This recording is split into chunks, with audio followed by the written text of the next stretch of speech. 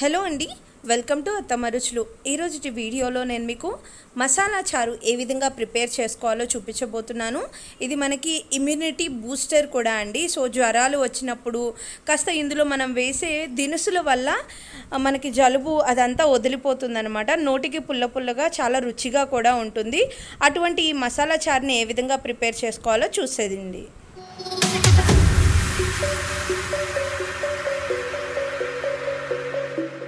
మసాలా చారు ప్రిపేర్ చేసుకోవడానికి ఒక మిక్సీ జార్లో 1 టీ స్పూన్ కందిపప్పు, అలానే 6-7 మిరియాలని, 1 టీ స్పూన్ ధనియాలు, 1/2 టీ స్పూన్ జీలకర్రని, అలానే 2 ఇంచుల ఎండు కొబ్బరి ముక్కని యాడ్ చేస్తున్నాను. అలానే మీ దగ్గర అల్లం వెల్లుల్లి ఉంటే 1 ఇంచు అల్లం ముక్కని, ఒక 5-6 వెల్లుల్లిని యాడ్ చేసుకోండి. నేను అల్లం వెల్లుల్లి పేస్ట్ వేసుకొని ఇలా మెత్తగా పౌడర్ లాగా పట్టుకున్నాను. చూడండి, మనకి ఇలానే బరకగా వస్తుందండి, ప్రాబ్లం ఏమీ లేదు. సో ఇలా మిక్సీ పట్టుకున్న ఈ మిక్సీ జార్ని పక్కకు పెట్టేసుకొని ఈ పౌడర్ని ఇప్పుడు 2 లీటర్ల నీళ్లు తీసుకొని అందులో పెద్ద నిమ్మ సైజ్ అంతా చింతపండు యాడ్ చేస్తున్నాను. ఆ చింతపండు యాడ్ చేసిన తర్వాత ఇందులో నేను 3 ఎండుమిరపకాయలని తీసుకొని ఆ 3 ఎండుమిరపకాయలని కట్ చేసి యాడ్ చేసుకుంటున్నాను. అలానే ముందుగా రెడీ చేసి పెట్టుకున్న ఈ మసాలా పౌడర్ని కూడా యాడ్ చేసుకుంటున్నాను. ఇందులో 1 టీ స్పూన్ పసుపు, రుచికి సరిపడా ఉప్పు, అలానే ఒక 2 రెమ్మల కరివేపాకుని, ఒక గుప్పెడు కొత్తిమీరను కూడా యాడ్ చేస్తున్నాను. చూడండి, ఈ మసాలా చారులో అన్ని రకాల దినుసులు యాడ్ చేసాం కాబట్టి చాలా రుచిగా ఉంటుంది.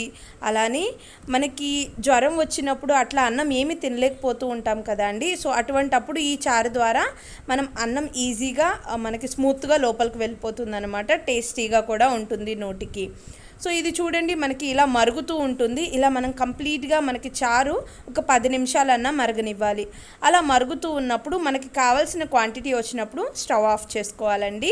ఇలా చారు మరిగిన తర్వాత ఇప్పుడు నేను సపరేట్గా ఒక ప్యాన్ పెట్టుకొని అందులో 1 టేబుల్ స్పూన్ ఆయిల్ యాడ్ చేస్తున్నాను. ఆయిల్ హీట్ అవ్వగానే 1 టీ స్పూన్ ఆవాలు చిట్పట్ మనగానే ఇందులో కొద్దిగా జీలకర్ర, కొంచెం అంటే ఒక 1/4 టీ స్పూన్ శనగపప్పు, మినప్పప్పు, అలానే ఒక 5-6 దంచుకున్న వెల్లుల్లి రెబ్బల్ని, కొద్దిగా ఇంగువ అండి. ఇంగువ అనేది ఆప్షనల్, డైజెషన్ కోసం యాడ్ చేస్తూ ఉంటాను నేను.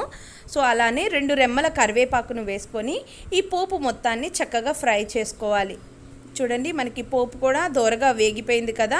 ఇప్పుడు ముందుగా నేను రసం రెడీ అయిపోయింది కదా, దాన్ని మనం ఇక తొరకలు ఏమీ లేకోకుండా, అంటే మనం ముందుగా యాడ్ చేసిన మసాలా అవి ఏమీ తొరకలు రాకుండా సపరేట్గా ఇలా వడకట్టేసుకొని వేస్ట్ మొత్తాన్ని పక్కకు తీసేసుకుంటున్నాను.